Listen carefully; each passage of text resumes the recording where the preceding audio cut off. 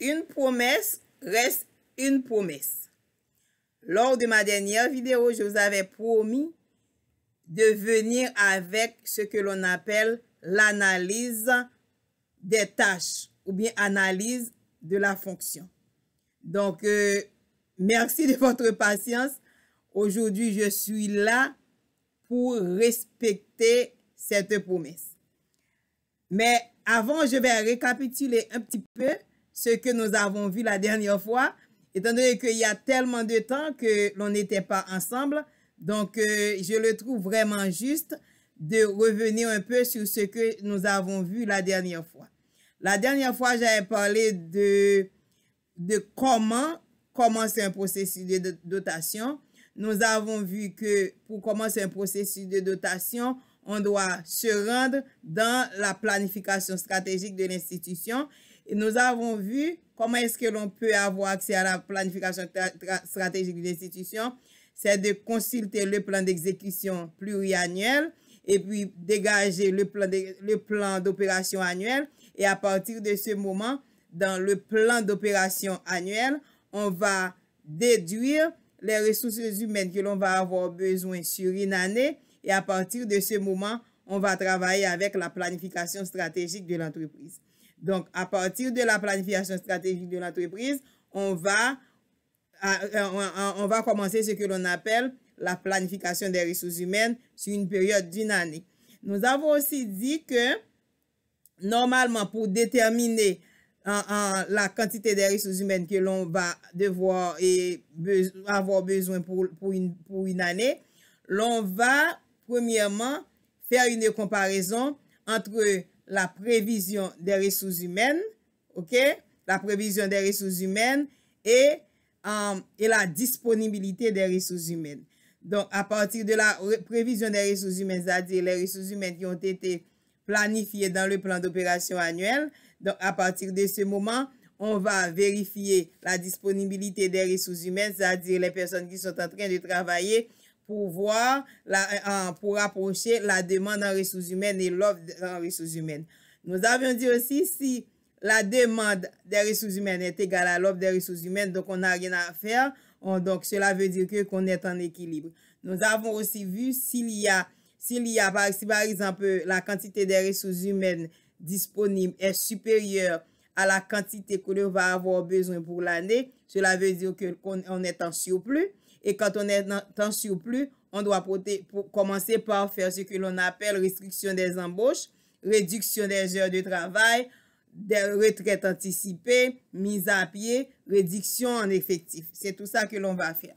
Mais nous avons également dit que pour avancer avec un processus, pour entamer un processus de dotation, c'est à partir du moment où la quantité des ressources humaines disponibles est inférieure à la quantité des ressources humaines qu'on va avoir besoin pour mettre en œuvre les activités de notre entreprise. Donc, à partir de ce moment, pour compenser cette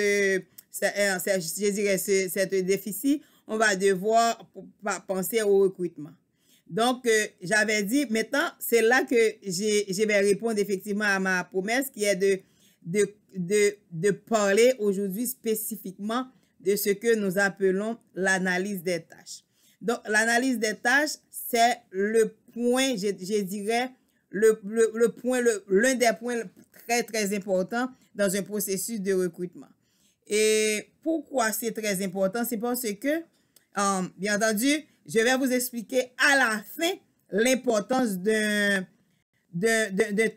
l'analyse des tâches et pourquoi l'employé doit avoir en main l'analyse de ses tâches ou bien l'analyse de ses fonctions, le relevé de ses fonctions dans le cadre de son poste et pourquoi il est dans l'intérêt de l'entreprise également pour de créer ce que nous appelons l'analyse des tâches. Donc, je vous invite à suivre cette vidéo du commencement jusqu'à la fin afin de savoir l'importance de l'analyse des tâches pour l'employé et pour l'entreprise. Mais maintenant, ce que nous devons demander, nous allons commencer par une question.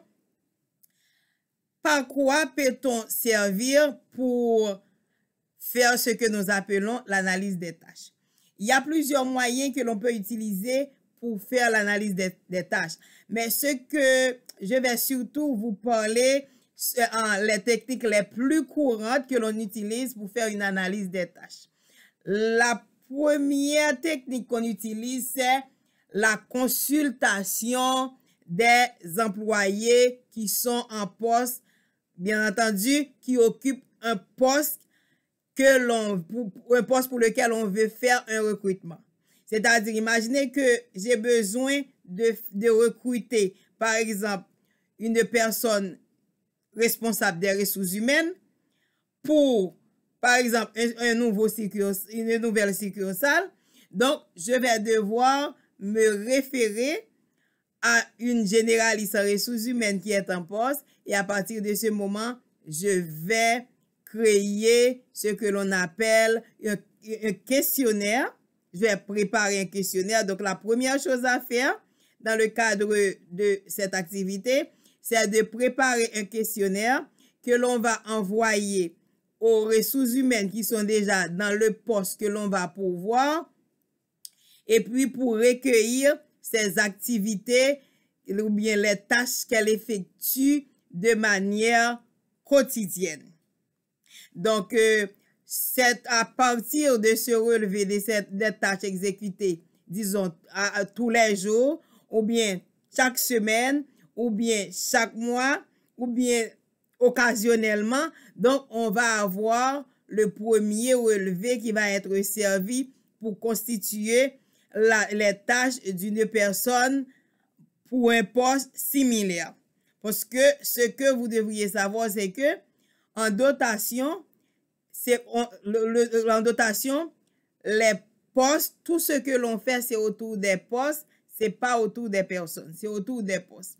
Donc, la première chose à faire, comme je viens de vous dire, c'est de concevoir un questionnaire. Et qu'est-ce que l'on va faire avec ce questionnaire?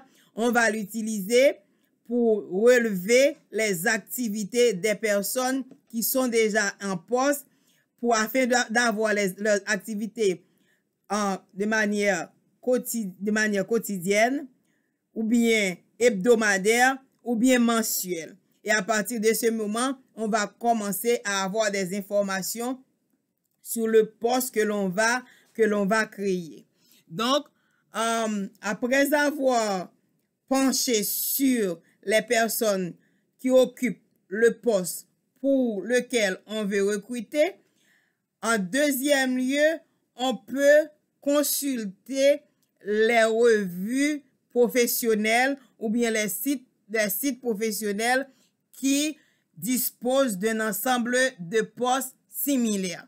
Donc, nous savons ici, surtout ici à l'étranger, au Canada par exemple, on a des sites qui pourvoient aux entreprises les postes, le contenu des postes, les tâches pour chaque poste qu'il aurait aimé embaucher des gens. Donc, on peut se référer, non seulement on peut recueillir des informations auprès des personnes qui sont en poste à l'intérieur de l'entreprise, on peut aussi se référer au site professionnel. Et puis, en plus du fait de vérifier au niveau des postes de l'entreprise, de vérifier au niveau des sites professionnels. Donc, on peut aussi consulter des personnes qui évoluent ou bien des institutions qui évoluent dans le même secteur d'activité que notre entreprise. Donc là, à partir de ce moment, on peut comparer le contenu des tâches pour un poste donné. Donc, c'est autant de choses que l'on peut faire. Après avoir recueilli des informations auprès des personnes au sein de l'entreprise qui occupent un poste que l'on va pourvoir, après avoir consulté les sites internet professionnels qui disposent des postes, qui publient des postes et le contenu des postes ou bien le contenu des tâches par poste, après avoir également consulté les sites des concurrents qui évoluent dans le même secteur d'activité que notre entreprise pour recueillir des données et à partir de ce moment, l'on va analyser l'ensemble des données collectées. On va analyser l'ensemble des données collectées. Et c'est le traitement de ces données qui va permettre de procéder à l'analyse des tâches ou bien des fonctions pour un poste donné. Que ce soit pour un poste d'ingénieur, on doit faire l'analyse des tâches. Que ce soit pour un poste de commis de bureau, on doit faire l'analyse des tâches. Que ce soit pour un poste de secrétaire, de comptable, de généraliste en ressources humaines, de directrice des ressources humaines, de consultant, de directeur de programme, pour quel que soit le poste de directeur de succursale, quel que soit le poste que l'on veut pour disposer à l'intérieur de l'entreprise, il est indispensable de se rassurer que l'analyse des postes, de ce poste est faite. C'est très important. C'est, comme je dirais, un outil indispensable et pour l'entreprise et pour l'employé.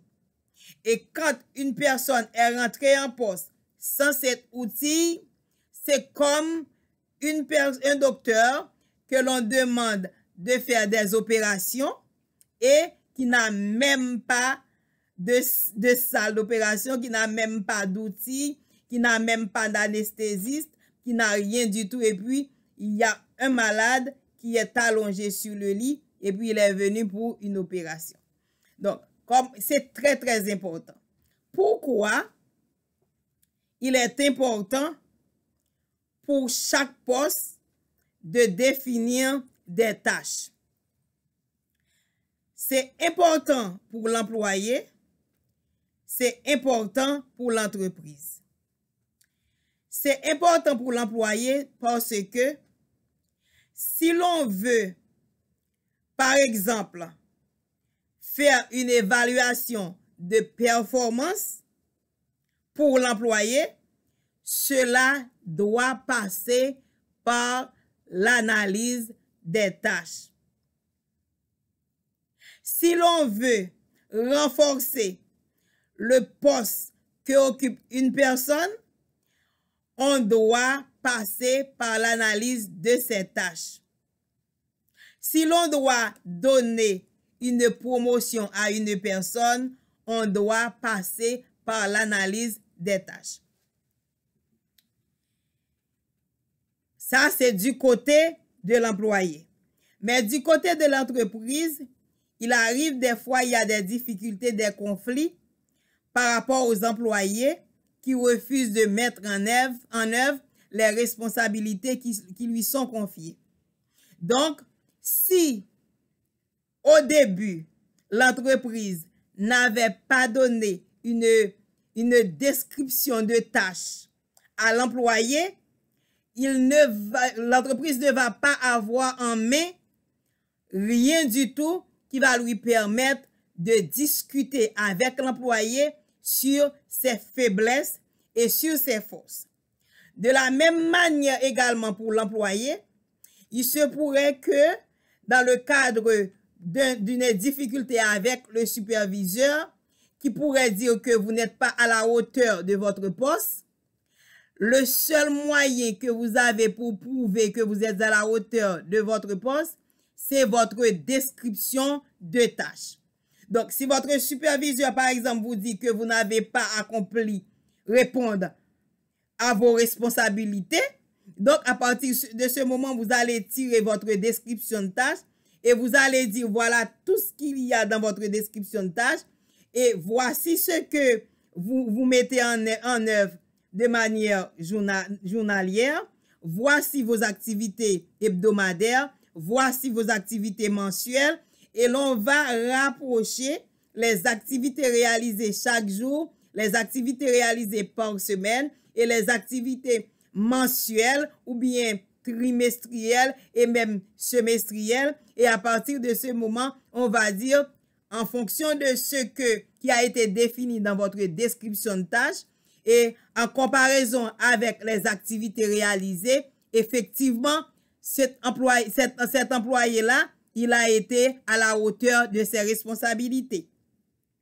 Et de la même manière pour l'entreprise, si il estime que l'employé n'a pas répondu convenablement à ses responsabilités, c'est à partir de la description de tâches qui lui a été donnée, c'est à partir de ça qu'il va dire, voilà ce que vous avez comme tâche, voilà ce qui est défini dans votre description de tâches, voilà ce que nous avons placé dans votre dossier des tâches, voilà ce que vous réalisez dans le cadre de ce poste, en comparaison avec ce qui a été défini et ce que vous réalisez. Donc, nous constatons que vous n'êtes pas à la hauteur de votre responsabilité. Donc, vous voyez, c'est très important. Donc, que ce soit pour l'employé, que ce soit pour l'entreprise, il est indispensable,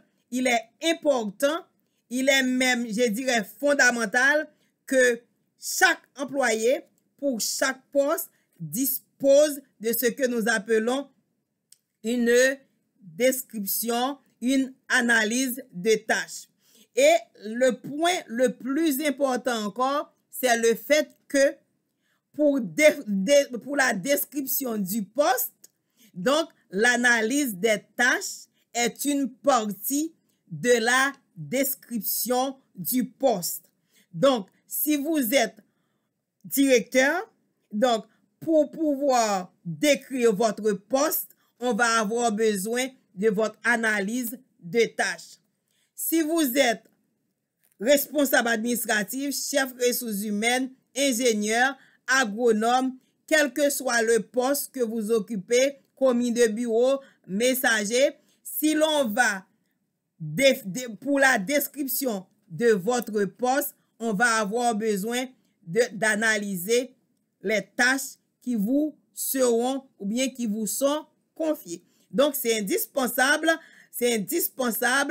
vous, les responsables d'entreprise, vous qui êtes en voie de postuler pour un poste ou bien de passer en entrevue dans un processus de dotation, la première chose que vous devriez demander, même au moment de l'entrevue, c'est l'analyse de votre fonction. C'est en quoi votre journée va être constituée, de quoi va être constituée votre journée en termes d'activité, en termes de responsabilité, tous les jours, pendant tout le processus de votre recrutement. Donc, c'est très important. Donc, nous allons, pour mieux asseoir cette information, nous allons venir prochainement avec la description de poste, mais aussi, nous allons prendre du temps pour préparer pour vous un modèle d'analyse de tâches que nous allons projeter sur le mur et puis vous allez pouvoir télécharger et regarder quand on parle de l'analyse des tâches, de quoi elle est constituée. Donc, à bientôt, à tantôt pour notre prochaine vidéo sur la description de poste. Bonsoir.